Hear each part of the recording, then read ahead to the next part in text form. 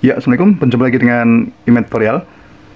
Oke, pada kesempatan ini ya, saya akan membahas materi tentang statistika, yaitu cara menentukan kuartil atas dan kuartil bawah dari suatu tabel distribusi frekuensi. Oke, nanti kita bahas soal ini ya, agar kalian paham bagaimana cara menyelesaikan soal tentang kuartil bawah dan kuartil atas. Oke ya, langsung aja perhatikan. Di situ ada tabel tentang nilai ya, nilai dan frekuensi untuk data ini. Untuk 20 sampai 29 ada 3, 30 sampai 39 ada 7, 40 sampai 49 ada 8, kemudian 50 sampai 59 ada 12, ya, 60 sampai 69 ada 10, 70 sampai 79 ada 7, 80 sampai 89 ada 5. Nah, kita akan menentukan kuartil bawah dan kuartil atas. Oke, sekarang kita tentukan dulu kuartil bawah ya. Nah, sebelum kita hitung tentang kuartil bawah, kuartil adalah seperempat ya, seperempat. Kalau kuartil atas itu 3/4. Artinya kuartil bawah itu terletak pada data yang ke seperempatnya ya. Nah, berarti kalau kita mencari data yang ke urutan ke seperempat, berarti kita tentukan dulu apa? Jumlah data ini, gitu ya. Oke, sekarang kita tentukan dulu ya, N-nya ya. N atau banyak jumlah data ya. Atau banyak data, berarti kita tentukan dulu ini. 3 ditambah 7 ditambah 8 ditambah 12 ditambah 10 ditambah 7 ditambah 5. Nah, ini kalau kita hitung itu sebanyak 52. Nah, jadi jumlah data itu ada 52 ya. Nah, sekarang kita cari letak Q1-nya. Oke, Q1 ya, kuartil bawah. Kita tahu bahwa kuartil bawah itu adalah seperempatnya, seperempat dari jumlah data. Kalau ada data 52 ya, berarti kita tentukan dulu seperempat kali 52. Berarti 13. Artinya apa? Q1 itu terletak pada urutan data ke-13. Gitu ya. Nah, setelah kita tahu menentukan nilai ini atau urutan ke-13, nah, selanjutnya kita tentukan dulu di mana letak urutan ke-13 dari data ini. Gitu ya. Oke, sekarang kita cek urutan ke-13. Gini caranya. Untuk kelas pertama itu kan ada 3. Kelas kedua ada 7 ya. Berarti untuk sampai kelas kedua ini sudah ada 3 tambah 7, berarti ada 10. Berarti di sini sudah ada 10. Gitu ya. Nah, dari sini kelas berikutnya itu ada 8. Nah, berarti untuk urutan ke data ke-13 itu terletak pada data ke ini. Atau pada kelas ke-40 sampai 49. Nah, di sini adalah letak Q1-nya. Gitu ya. Berarti letak Q1 itu terletak pada kelas 40 sampai 49. Gitu ya. Nah, berarti kita tahu bahwa kelas Q1 itu terletak pada berapa? Kelas 40 sampai 49. Gitu ya. Paham ya? Nah, langkah pertama itu dulu. Berarti kita menentukan kelas Q1-nya dulu. Oke ya. Nah, sekarang kita tentukan dulu rumus mencari Q1 dalam bentuk tabel distribusi frekuensi. Perhatikan, kuartil bawah saya simbolkan dengan Q1 ya. Itu dirumuskan dengan tepi bawah kelas Q1 gitu ya. Ditambah dengan seperempat N, seperempat kali jumlah data tadi ya. Jumlah dari frekuensi sebelum kelas Q1 saya simbolkan dengan F, sigma F Q1, kita bagi dengan frekuensi pada saat Q1 kita kalikan dengan C. C itu panjang kelas. Ini adalah rumusnya ya. Perhatikan, ini rumusnya.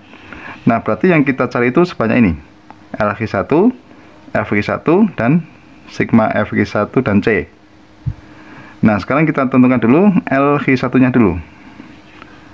LQ1 itu tepi bawah. Nah, kalau tadi kelasnya antara 40 sampai 49, berarti tepi bawahnya itu di sini. 40 kita kurangi setengahnya. Gitu ya. Kalau 40 itu batas bawah, nah kalau tepi bawah itu batas bawah kita kurangi setengah. Berarti 40 kita kurangi 0,5 ya, berarti 39,5. Nah sekarang sigma Fq1 itu artinya jumlah frekuensi sebelum kelas Q1.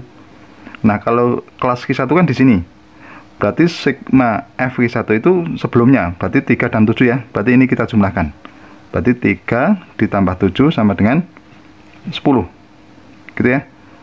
Nah kalau Fq1 itu frekuensi kelas Q1, berarti ada 8. Kalau C itu panjang kelas ya.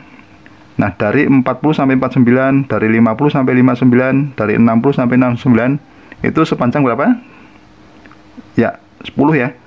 Nah 10 berarti panjang kelasnya 10, berarti menghitungnya 50, 51, 52, 53 sampai 59 itu ada 10. Dari 20 sampai 29 berarti hitungnya 20, 21, 22 sampai 29 itu ada 10 gitu ya, paham? Oke sekarang kita hitung Q1, kita masukkan aja angkanya ya. Oke kita masukkan di sini, kita langsung aja menghitung Q1 itu sama dengan LQ1 berarti 39,5 ditambah 1/4 kali 52, kita kalikan ya. Kemudian kita kurangi berapa? Sigmanya tadi 10, kita bagi dengan 8 dikalikan dengan 10. Oke ini 39,5 ditambah 1/4 kali 52 itu hasilnya adalah 13 dikurangi 10 per 8 kita kalikan dengan 10. Nah 39,5 ditambah ini 3 dikurangi 10, 13 kurangi 10 ada 3 per 8 dikalikan 10.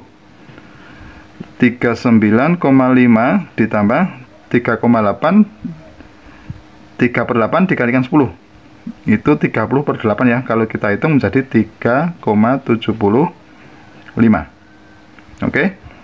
Nah, 39,5 ditambah 3,75 itu hasilnya adalah 43,25. Nah, jadi nilai kuartil 1 atau kuartil bawah itu adalah 43,25. Gitu ya. Oke, paham? Ya, sekarang kita akan menentukan apa? Kuartil atas. Oke ya, kita simak ya. Oke, sekarang kita akan menentukan kuartil atas. Nah, kuartil atas itu berarti urutan data. Tadi kita tahu bahwa jumlah data ya, tadi 52 ya. Oke, dari jumlah tadi ini kita peroleh 52, kemudian kita tentukan urutan ke 3/4-nya. Oke ya, letak Q3 dulu ya. Itu berada pada 3/4 dikalikan dengan 52. Oke ya.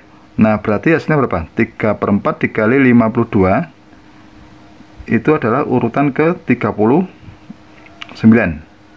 Nah sekarang kita cari kelas yang berada pada urutan ke, datanya urutan ke 39. Berarti kita hitung dulu, tadi ini 10, ini 18 gitu ya. 18 tambah 12 ini 30 ya. Oke ini 30.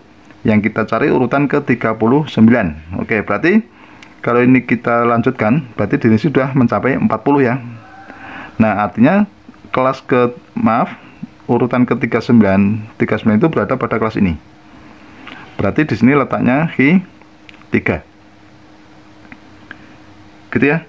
Nah, berarti kelas Q3 itu terletak, kelas Q3 itu pada 60 sampai 69. Di sini kelas Q3 gitu ya. Oke, sekarang kita akan menentukan kuartil atas. Gitu ya. Ingat rumusnya. Q3 itu sama dengan tadi, sama ya. Tepi bawah kelas Q3 ditambah, hati-hati di sini 3/4 kali N. Kita kurangi sigma frekuensi Fq3, kita bagi dengan Fq3, kita kalikan dengan C. Ini ya. Nah, sama seperti Q1 tadi. Sekarang kita tentukan dulu tepi bawah kelas H3. Karena batas bawahnya 60, berarti tepi bawahnya adalah 60, kita kurangi 0,5 sama dengan berapa? 59,5. Kemudian sigma F H3, berarti jumlahan dari seluruhnya ya. 3 ini 3 ditambah 7 ditambah 8 ditambah 12, hasilnya adalah 30. Kalau F H3 itu sama dengan 10, C sama dengan 10 ya, sama seperti tadi. Nah sekarang kita hitung H3 nya atau kuartil atasnya. H3 itu sama dengan tepi bawah, berarti tadi 59,5 ditambah sigma, maaf 3/4 kali N, berarti 3/4 dikali N, 3/4 dikali 52, 3/4 dikali 52 hasilnya adalah 39. Langsung kita tulis saja 39, kita kurangi 30, kita bagi 10 gitu ya, kita kalikan 10 gitu ya. Nah berarti 59,5 ditambah ini 9/10 dikalikan dengan 10. Oke, ini kita coret ya, bisa ya. Nah 59,5 ditambah 9, hasilnya adalah 68,5. Oke ya. Nah jadi kita sudah menemukan bahwa kuartil atasnya itu adalah 68,5. Gitu ya, sudah paham? Ya, demikianlah tutorial tentang kuartil atas dan kuartil bawah. Semoga bermanfaat dan jangan lupa tunggu tutorial berikutnya.